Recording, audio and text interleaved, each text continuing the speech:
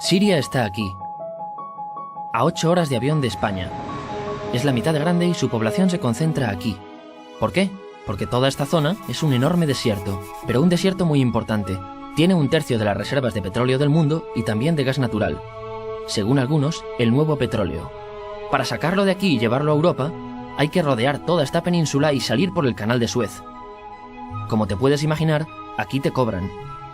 Pero hay otra manera más fácil, la línea recta.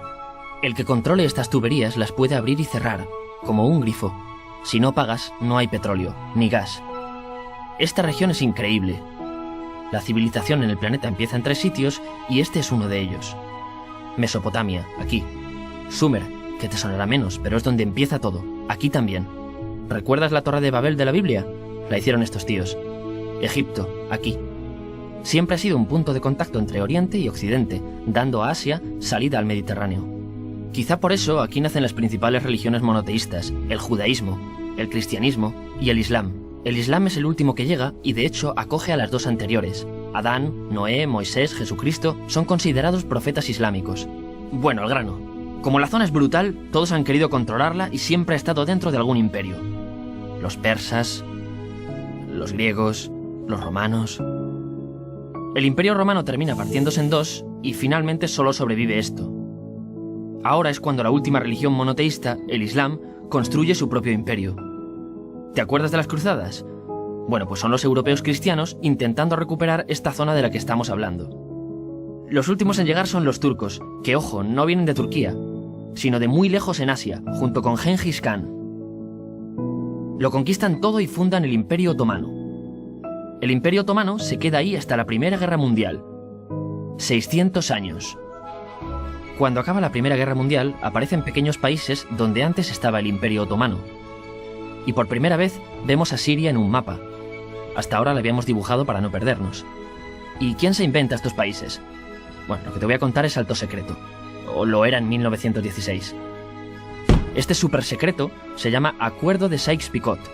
Los franceses y los ingleses no podían derrotar solos al Imperio Otomano.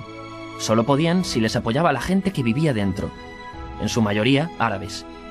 ¿Cómo se los ganaron? Pues les prometieron la Gran Arabia, un país solo para ellos. El único problema es que era un timo. Antes de seguir, recuerda una cosa. Los árabes son un pueblo, pero no una religión.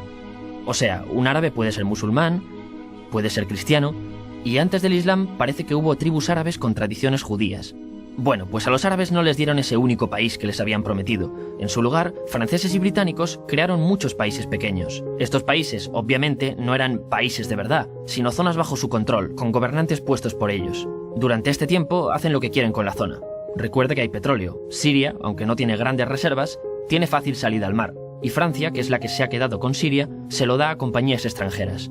Después de la Segunda Guerra Mundial, los europeos se van. En el caso de Siria, son echados a patadas. Pero antes de irse, crean otro estado, Israel. No es el momento de hablar de ello, pero es un estado muy polémico que sus vecinos no reconocen. La prueba es que nada más irse los británicos, todos estos estados lo atacan. La zona, a partir de ahora, va a ser una bomba de relojería. Y mientras, ¿qué pasa en Siria? Bueno, pues no es muy estable. Tiene golpes de estado constantes. En esa época, aparece en Siria una ideología que se hace con el control y se expande por el mundo árabe, el Ba'ath. Esta ideología mezcla el antiguo sueño de una sola nación árabe con ideas socialistas. Y algo muy importante, es laica, o sea que no es religiosa. Siria se llega a unir con Egipto, un país con el que no tiene frontera. Pero no es algo raro, muchos de estos países intentan hacerlo también. Como recordarás, a esta gente se le había prometido un solo país y las ganas las seguían teniendo. Pero la unión falla. En este tiempo, Egipto les convence para nacionalizar el petróleo. En Siria, Al-Assad, el padre del Assad de ahora, se convierte en jefe del estado Ba'ath. En Irak, también Ba'ath, comienza a ganar fuerza Saddam Hussein. Las diferencias entre ambos países dividen a los partidos Ba'ath de otros países en pro-Siria o pro-Irak. Ahora ocurre la Guerra Fría. El mundo se divide en 2. O eres de Estados Unidos o de la Unión Soviética. Son años muy movidos en los que se pegan constantemente con Israel, invaden su vecino Líbano y comienza una oposición islamista al régimen Ba'ath de Assad. Los hermanos musulmanes. Vale, volvamos atrás un momento. Recuerdas que la mayoría de árabes eran musulmanes, ¿verdad? Bueno, pues dentro de los musulmanes hay 2 ramas fundamentales. Suníes, la mayoría, y chiíes. En el caso de Siria, a pesar de ser un estado laico, los gobernantes como Assad y los jefes militares eran chiíes, los cuales representan menos del 13%. En cambio, casi el 70% de la población es suní. Un dato curioso es que los cristianos son casi el 10%. Que los chiíes controlen el gobierno y ejército mosquea a la población suní, y ese sentimiento es aprovechado por los hermanos musulmanes, islamistas radicales suníes. Estos toman las armas en la ciudad de Hama, en contra del gobierno, y Assad acaba con la revuelta a costa de matar miles de civiles y encarcelar a mucha gente. En el año 2000, Assad padre muere, y le sucede Assad hijo. Ante las presiones, libera a muchos presos, trae internet y esperanzas de cambio. Hay un periodo de gran debate político y aparece la oposición. También vuelven los hermanos musulmanes. Los siguientes años son difíciles. Arrestan a la oposición. Y Bush incluye Siria en el eje del mal, y esto la aísla.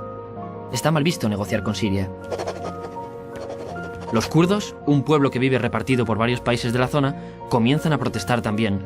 Hay represión y muertos. En 2011, te sonará esto, ocurre la Primavera Árabe. ¿Qué es esto? Bueno, es una protesta que se va propagando por todos los países árabes pidiendo más democracia. Como ves, el mundo árabe, a pesar de estar dividido en países, tiene tendencias generales. Cuando llega a Siria, Assad hijo termina usando el ejército y en los enfrentamientos mueren unas 1000 personas. Los enfrentamientos irán escalando hasta que se conviertan en guerra civil. No hay un momento exacto de inicio. Lo importante es que hoy en día hay numerosas facciones en juego. Vamos a verlas. Pero primero piensa en que todo está dividido entre chiíes, la minoría, y suníes, la mayoría. Chiíes, y además laicos, o sea, no religiosos, son el gobierno de Al-Assad. Controla todo esto, que si recuerdas son básicamente las zonas chiíes del país, y está enfrentado al resto. También mayoritariamente laico, pero suní, es el Ejército Libre de Siria, o FSA en inglés, junto con el Frente Islámico, que es religioso, y otros 70 y pico grupos más, forma una coalición que la prensa llama simplemente la oposición.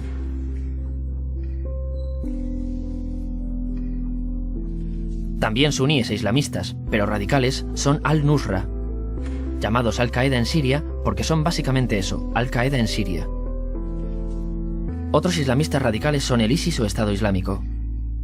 Salen de Al-Qaeda en Irak, controlan la mayor parte de Siria e Irak y se han hecho famosos por sus atrocidades. Su objetivo teórico impacta a muchos. Es un Estado Islámico a lo largo de Asia, África y Levante. Aunque a ti ya te suena, ¿verdad?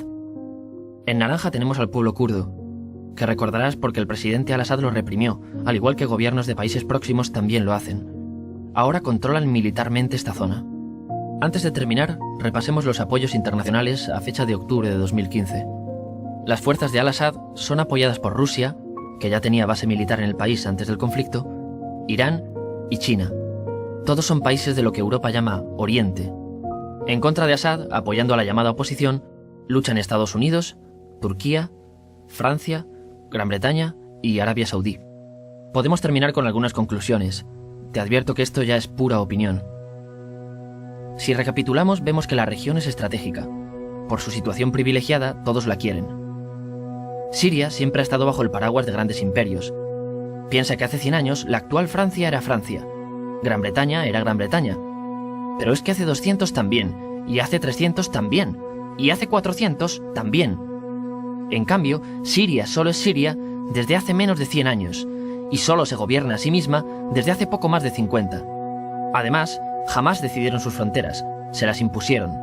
Europa dividió Oriente Medio a su antojo para controlarlo, diseñando países sin tener en cuenta su población.